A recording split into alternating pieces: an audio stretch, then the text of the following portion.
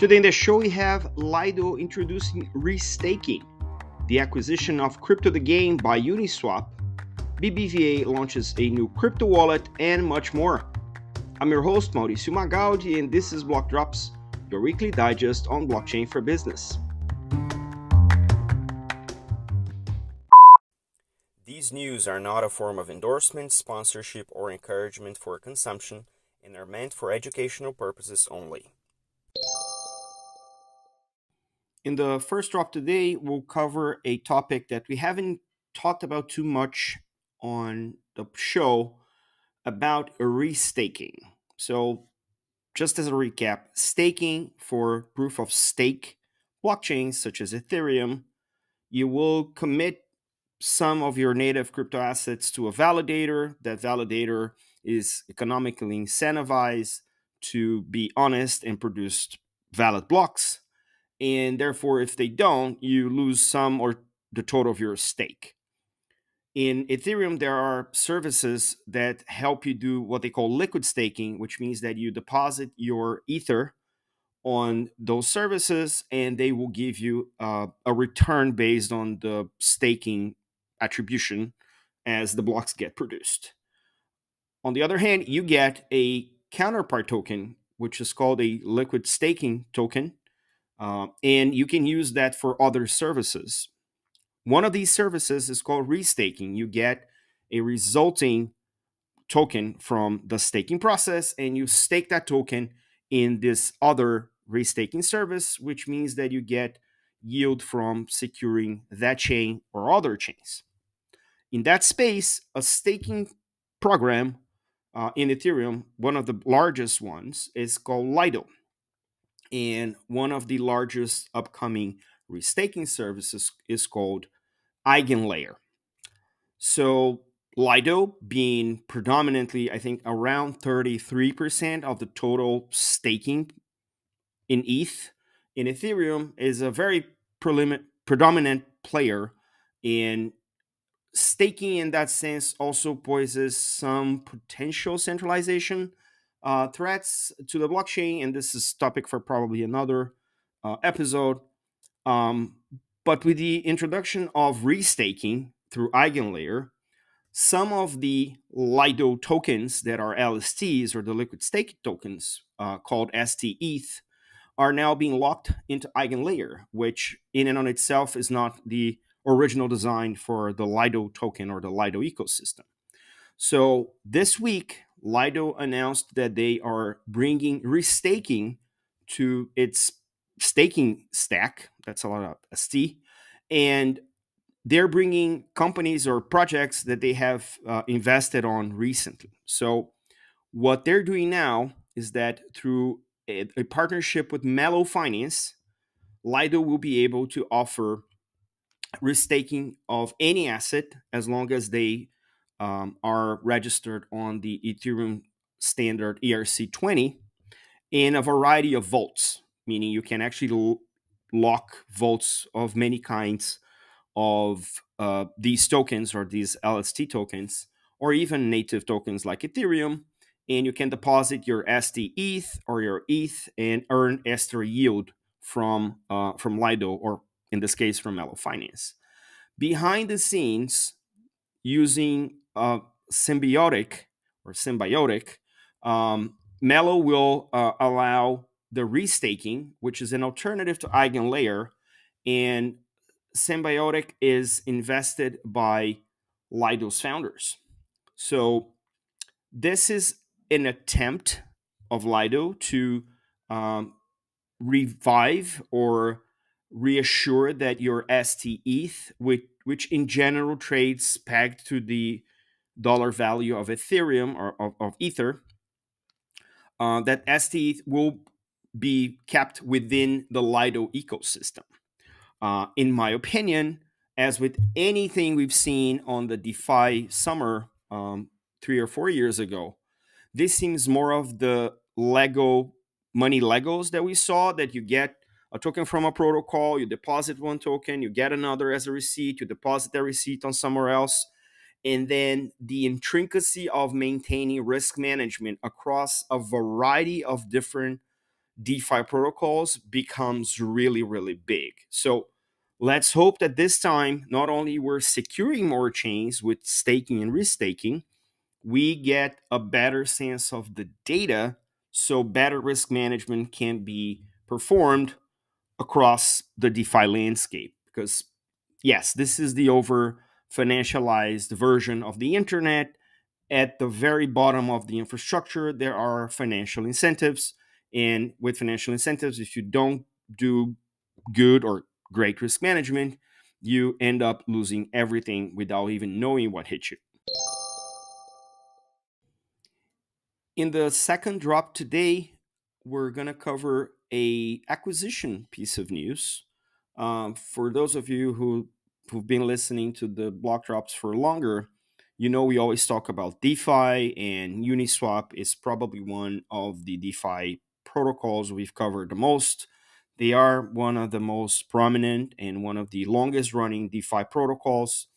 At Uniswap, you can actually trade any of your Ethereum-based tokens with other Ethereum-based tokens, and anyone can actually create a liquidity pool in support of the parity of those tokens. It was with a lot of curiosity that Uniswap Labs announced that they are acquiring Crypto the Game. Crypto the Game is almost like a survival game which you play with cryptocurrencies, and it has a social component attached to it. And they started the game earlier this year on a season one. So the game is played, you deposit zero point 0.1 ETH to a pot, and the pot, and then obviously a number of people deposit it, and you actually then go through stages of the game trying to be the last to survive. Whoever is the last standing on this survivor type game gets the pot. uh, Season number one happened in February. They totaled 41 ETH in the prize pot. And then on the second season of the game, that happened in April, 800 players signed up in the first 15 minutes, and they went to compete for a winning pot of 80 ETH in that junction.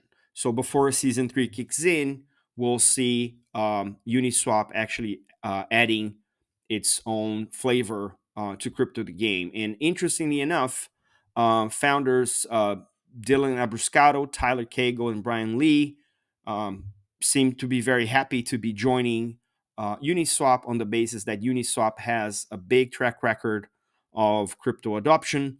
So it's interesting to see a grassroots projects like Crypto Game being acquired by another crypto grassroots project like Uniswap in an attempt to create more synergies throughout the crypto ecosystem and hopefully lead into new use cases, be it with Uniswap uh, actually trading in-game assets, which would be interesting to see. But more interesting to see would be to see Uniswap being used within the gameplay of Crypto the Game in the next or future seasons in this sort of custom crypto scavenger hunt. Maybe even Uniswap will allow more of the permissionlessness of DeFi to come into play as part of Crypto the Game. And even more interesting than the acquisition news, Crypto the Game announced that they are in the running for an Emmy Award. They have been nominated and they're competing against 25 other technology programs, such as the Pirate Queen by Lucy Liu and the Korean pop band Blackpink that launched a AVR Encore as a virtual reality experience. The name of the category is the Outstanding Emerging Media Program, and this is the second year that this program is part of the Emmy nomination or the Emmy Awards nomination process. So it will be very interesting to see how a crypto game will play against other forms of more mature technology bringing in this emerging tech flavor into the AMI. I was not ready for the piece of news, and it felt really interesting. But again, Uniswap, OG, DeFi, crypto project, Crypto the Game, grassroots project emerging in the ecosystem, two joining forces to get this style of scavenger hunt survivor type game some limelight. And honestly, I hope this is a trend that more crypto games, which everyone seems to love. And as I mentioned, when I went to ETH Denver, there is a big chunk of this ecosystem that would benefit. And video games for me are probably the best use case for mass adoption when it comes to crypto. In the last drop today, we're going to visit TradFi and try to find the intersection with blockchain crypto. I got caught in a piece of news from the BBVA, the Spanish multinational bank, launching a crypto wallet. And then I went to do a little bit of a research and kind of recap what BBVA's track record in crypto and blockchain was. So, very interesting to see some of the most traditional banks, such as BBVA, giving the larger banks in the world a run for their money when it comes to crypto adoption. So, upon my research, I ran into some of the stuff that we reported and some of the stuff that we didn't report about BBVA over the years. The first that I found is that they participated in the LACchain network, which we reported here in Latin America, and they issued a 10 million bond by the Inter-American Development Bank. And in that particular case, BBVA tokenized the money for settlement. They played the role of custodian, structurer, and book runner. They were also involved in an investment in the Carbon Place project, which is the carbon credit settlement for institutions, also running on blockchain. Then back in 2018, the Spanish headquarter worked on a bond issuance that blended private and public blockchain networks with public and private markets. Back in 22, their Mexico's asset management arm, they launched a fintech and Web3 fund that is available for any type of investors, and they can invest on NFTs, on the tokenized real estate, and in cryptocurrencies through that fund, and it's open for any investor. Then a couple of years ago, they did NewGen in Switzerland, which is a fintech style digital investment account. They get everything what they would offer a high net worth investor. But for this one, there were no wealth requirements to invest in cryptocurrencies, but the initial deposit of the equivalent of $10,000. So BBVA as a group is not strange to blockchain or crypto, which obviously was no surprise that now in their Turkish uh, branch called Garanti BBVA, they're launching a crypto wallet that will support Bitcoin and Ether in a custodial manner. So they're working as a custodian, and they will also provide transfer and trading services between the users in that context.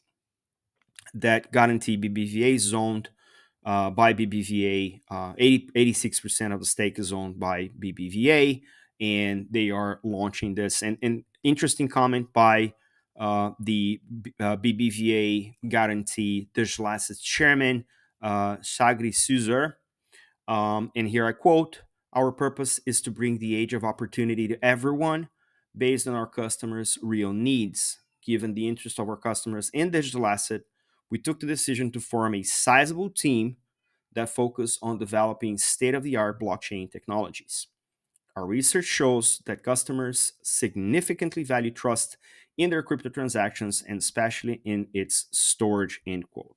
Which kind of plays to what we've seen in other research across other countries, which is if your bank offers digital assets as an asset class, you're more inclined to go with the bank than to go do something else with a custodial or non-custodial wallet as a crypto native would do. So I do not underestimate the power of these, I want to say, early crypto adopters in the financial services industry to play the role of the onboarding of the traditional retail client.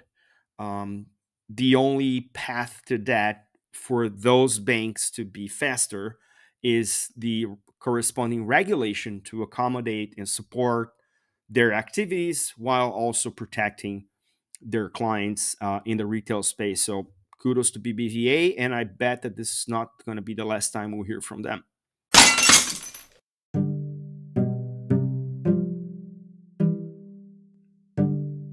In a week packed full of news, here is more. Itaú enabled Bitcoin and Ethereum trading for all of its users in their investment app called Ion. Ripple announced the acquisition of Standard Custody in its continued bid to launch a USD-pegged stablecoin. They also announced Aexlar as a bridge between XRP Ledger and its EVM sidechain. Circle launched their programmable wallets and the gas station solution for developers on Solana. The BIS announced a new innovation hub based in Toronto, Canada. Bitcoin Suisse issued a digital bond through the Obligate platform to fund its digital asset lending solution that will be settled using USDC. Trezor, the manufacturer of hardware wallets, announced a new program, a personalized one-on-one onboarding service called Trezor Expert, and a company new hardware wallet called Trezor Safe number 5. And I was featured in the new FinTrender podcast with Gustavo Cunha talking about zero knowledge proofs, midnight, and the Blockdrops podcast. Take a listen if you haven't yet.